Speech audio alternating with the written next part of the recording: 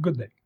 In this, I'd like to talk about how can you make a strong impression in job interviews. And let me just start by saying that I am not on the camp advising people to have a polished look in job interviews or having an HD webcam or having an expensive microphone. These are things I trialed in the past, and these are type of things would never make a difference in job interviews according to my experience. Now, what makes a difference in these job interviews when it comes to making a good impression?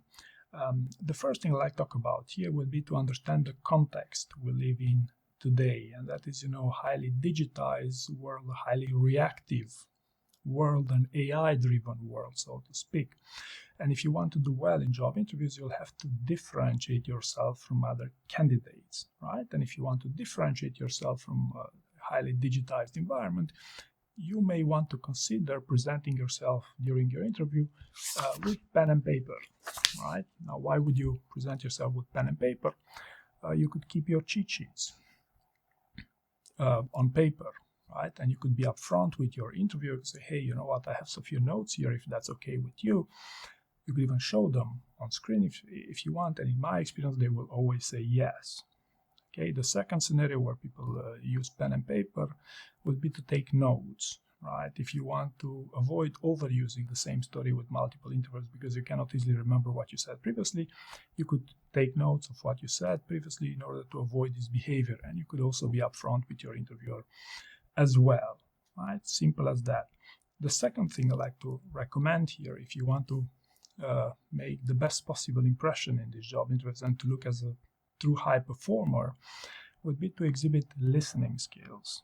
Okay, so what happens, the vast majority of candidates, whenever they hear an interview question, they think, hey, do I have an answer to this question? And if they have an answer, they will try to give it as quickly as possible, even interrupting their interviewer in the process, right? What smart candidates do would be to simply do not answer the question they're asked, but try to listen and read between the lines of what actually the interviewer is interested in, the core behavior they're interested in.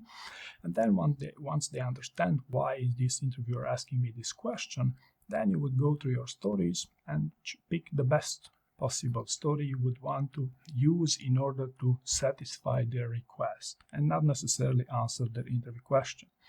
Now, I know, some of you would say here that, hey, but it's a big problem because some candidates who don't know how to answer questions will answer a different question, but that's a totally different scenario, right? So I'm speaking about reading between the lines of the interviewer and building listening skills. The absolute best candidates I've ever worked with were exhibiting exceptional listening skills and, were adaptable during this job interview, which brings me to my third point. Third piece of advice. You've probably heard about it's a good idea to keep an eye on your interviewer during your job interviews. However, this is not only because you want to make eye contact with them because you don't want to sound as if you're too shy or stuff like that, but you should keep eye contact with them in order to take advantage of some clues they might communicate to you during these job interviews. I know interviewers who communicate clues intentionally during job interviews just in order to see how candidates react, whether you're someone with a high or with an inexisting emotional intelligence. Do you understand when your interview goes well? Do you understand when your interviewer is happy or he isn't happy with what you're saying, right?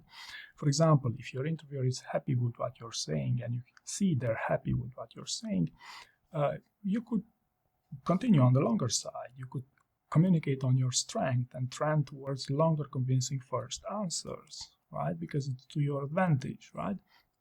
But on the other hand, if you feel like the interviewer is skeptical, is reticent to what you're saying, who knows, maybe you're lying or something, so you could stop, adjust, course correct here, because in my experience, even with high-performing companies, if you give a suboptimal answer, it's not the end of the world, right? So long you can get back on track. But if you feel like they're skeptical about your performance, then you could stop and ask them, hey, is this what you're looking for? Or do you want me to get to the point? or do you want me to present you with another story?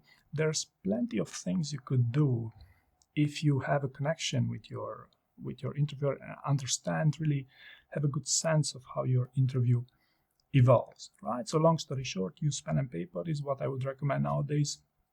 Second, read between the lines of the interview questions and build listening skills. And three, don't just keep eye contact with your interviewer, but take advantage of what the interviewer is communicating to you during these job interviews. So I hope you found this useful, and thank you very much for watching.